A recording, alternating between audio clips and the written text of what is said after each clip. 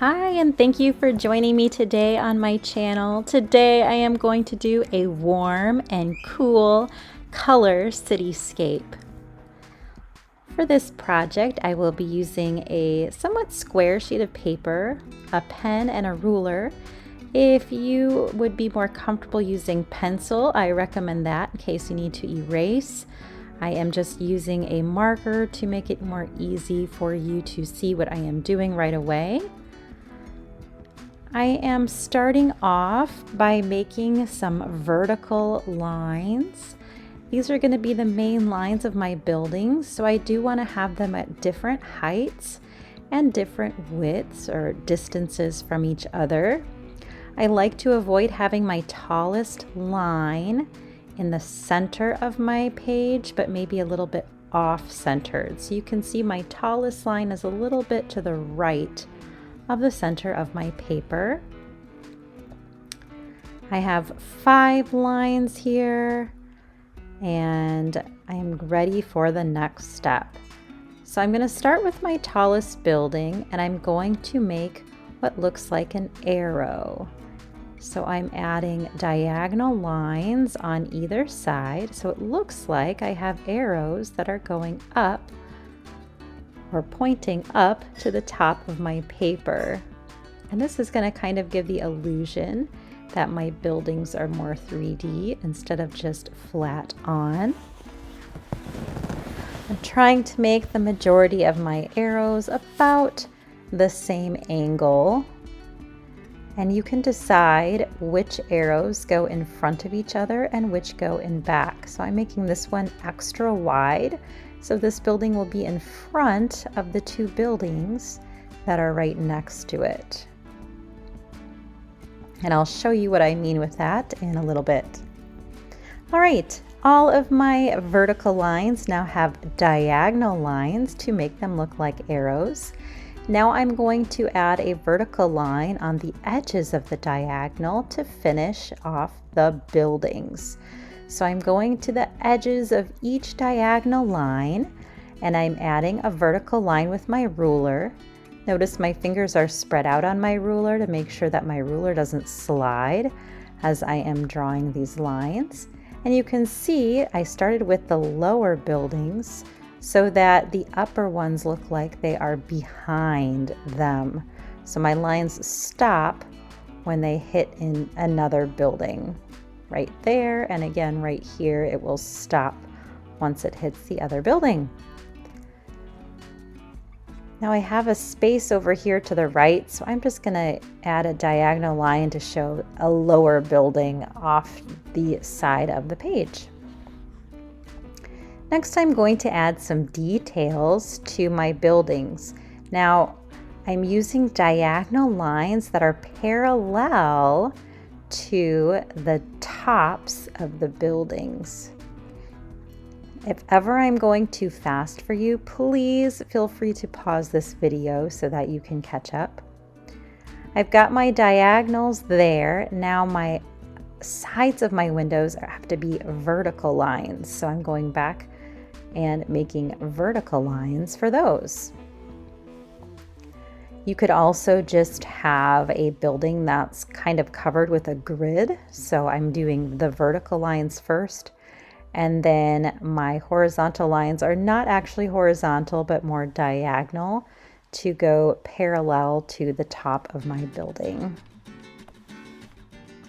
This kind of gives the illusion of that space. There's one side of the building with the grid, and then I can just kind of do this little area that is poking through. And again, if I'm going too fast for you, please pause if you need to catch up. I'm going to add some vertical lines on this side of the building too, so that it now looks like the entire building is a grid. Next, I'm going to add some windows on the side of this building by making a dashed line all the way down. And then remember that my lines going across need to be parallel to the top of my building So they are at a little angle going up to the right. I'm trying to make them about the same length so that my windows are all about the same. It's okay if they're a little bit different.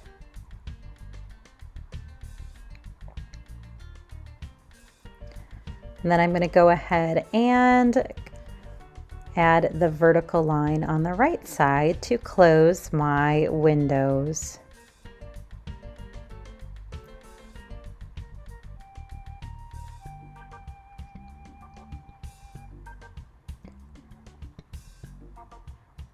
On this side, I decided just to add one long window. Maybe it's an elevator shaft so that the people can see out the side of the building or whatever.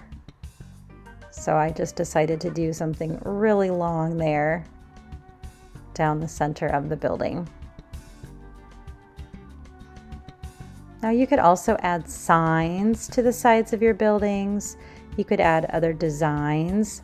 I mean, you really are, there are a lot of options. You just want to make sure that your vertical lines go up and down just like the sides of your building, and the horizontal lines kind of go with the top part of your building so that that all makes sense.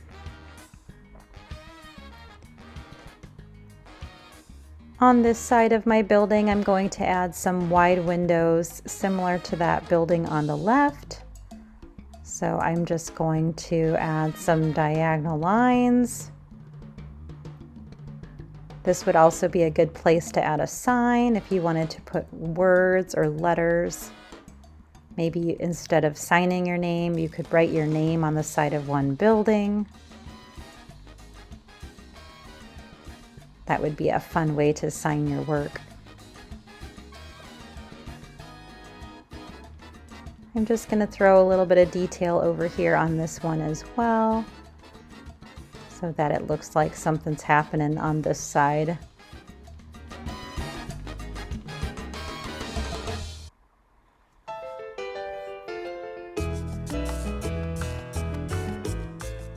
I'm going to add a little more detail over here as well too. Thought it might be nice that the windows kind of match up.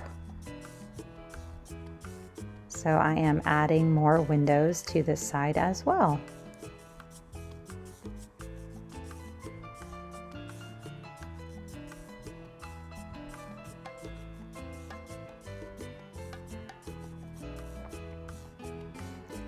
I'm also going to add kind of a door shape down here all along the bottom of the building.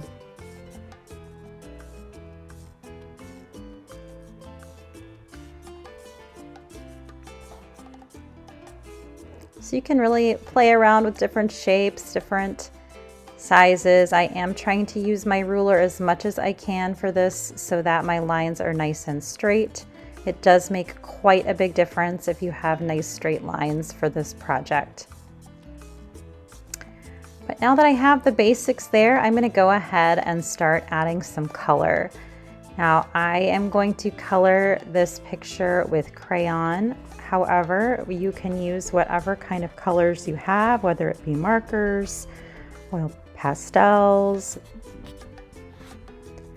The goal for my picture here is to have a warm color and cool color area. So I'm either choosing warm colors for the sky or I'm choosing warm colors for the building. So I'm starting with the sky, and I'm only going to use warm colors to make these kind of swirly type motions in the sky. And so I started with orange, and now I'm going to go ahead and use some yellow. And I'm just trying to make this kind of surreal sky that has these like giant swirls or giant waves of color going through it. I want it to be nice and bright and filled with warm colors. So I have orange, I have yellow, I have pink, all using to make these cool swirls through my sky. Now, if you would rather do the warm color for the buildings and the cool color for the sky, then you could be using some blues and purples and things like that in your sky right now. But I decided to go vibrant with my sky and then go a little cooler with my buildings. So I will continue adding streaks of color, yellows, oranges, pinks. Thankfully I've got kind of a variety, so I've got like some red orange or some orange yellow, so I can play around with those various colors in my sky.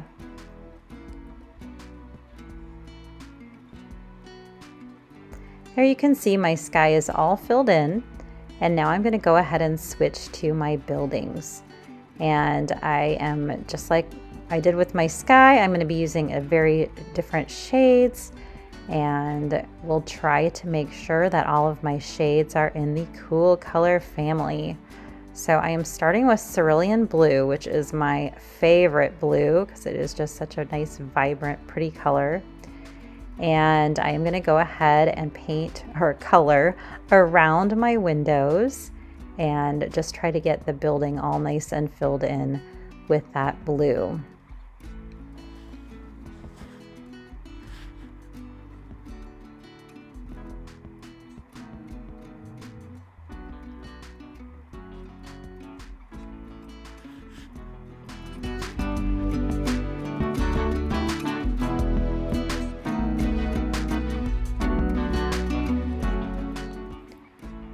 Now I have a variety of other colors, so this blue is quite a bit darker, and I do like the contrast of the light blue and the dark blue together, so I'm going to go ahead and make this entire building this nice dark blue shade.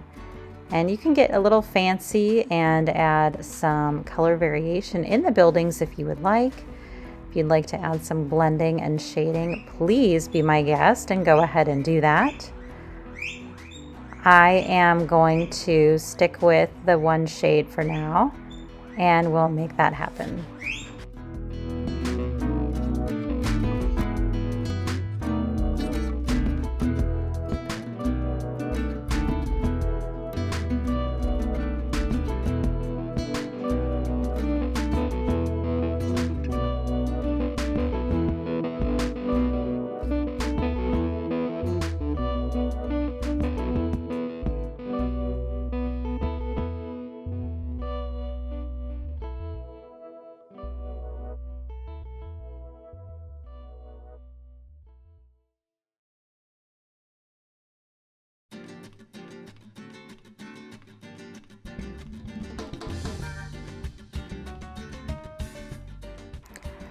So I have added blue to all of my different buildings, and I could do the windows in blue, but a lot of times the windows reflect the sky. So I thought it would be fun to reflect the warm colors in the windows of the cool color buildings.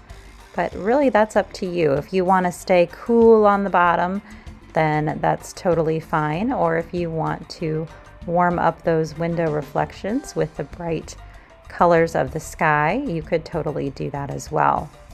Have fun with this, play around with it, and see what comes out of it. For my buildings, I stuck with the blues and purples, and for my windows, I'm sticking with the yellows and oranges just because they are the complementary colors. Orange is the complementary color of blue, and yellow is the complementary color of purple. And there you have it, our finished cityscape in warm and cool colors. I hope you enjoyed doing this with me today, and I hope you come and check out my channel for more fun video tutorials. Thanks so much for watching, and I hope to see you again soon. Bye.